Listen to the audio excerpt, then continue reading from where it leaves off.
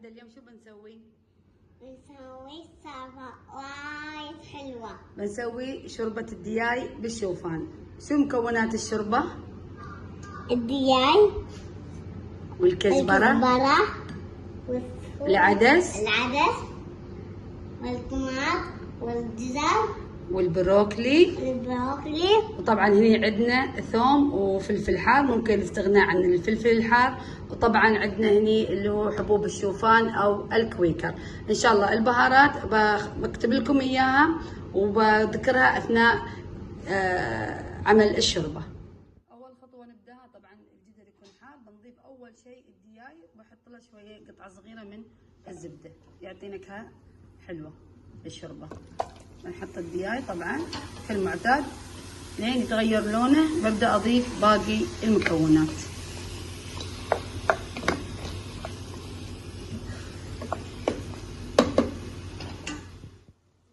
شوفوا الحين خلاص تغير لون الدياي، ببدأ أحط باقي الخضار. عندي هنا الجزر والعدس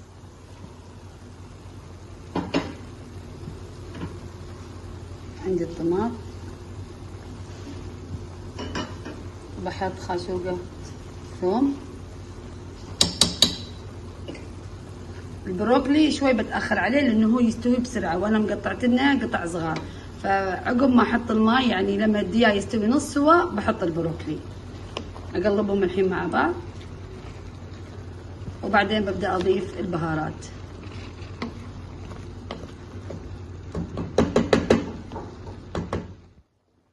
تقريبا خليناهم 5 دقائق مع بعض. الحين ببدأ أحط البهارات، بحط شوية كزبرة بودر طبعا، شوي كركم،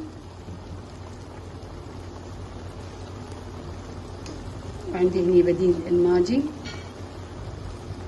البودر طبعا، وعندي كمون، وعندي آخر شيء الإضافي اللي هو الملح. بحط شوية كزبرة خضراء.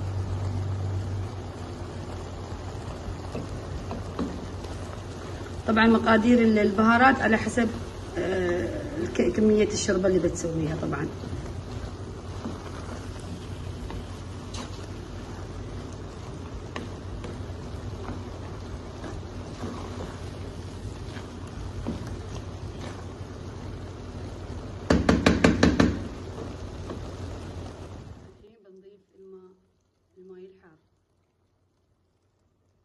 طبعا نسوي بس ما يعني نترسها ماي على اساس البهارات ما تضيع، فنسوي شويه ماي تبدا تفور، بعدين بنسوي مقدار الماي اللي احنا حابين تكون عليه الشوربه.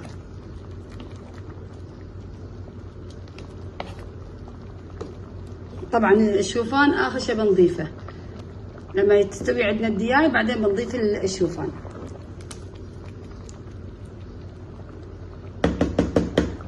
بس الحين نخليها تقريبا 20 دقيقة لأن الدياي صغير. بعد ربع ساعة بضيف البروكلي. الحين بعد مرور تقريبا ربع ساعة زدت مقدار الماء، كمية الماء، وحطيت البروكلي ونخليها تكمل سوا.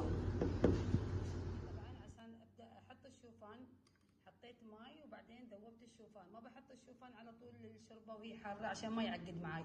تقريبا حطيت 5 خواشيق وهذه السادسه.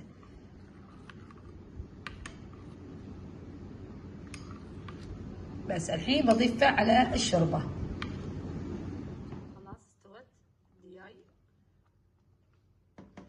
سود. الحين ببدا اضيف الشوفان. اذا شفت الشوربه ثقيله زياده بخففها بشويه ماء.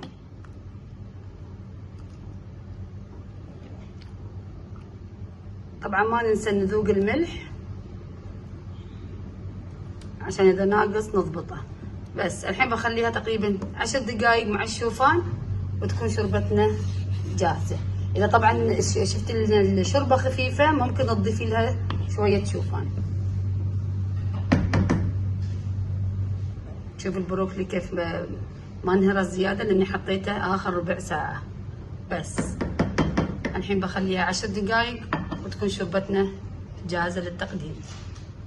شوربتنا جاهزة بالدياي مع الشوفان والبروكلي، وطبعا نقدمها مع الليمون، وعلينا وعليكم بألف عافية. وهذه شوربتنا طبعا جهزت، طبعا تقدم مع الليمون. والحين حمدة بتشرب الشوربة وتقول لنا شو رايها. يلا يا حمدة.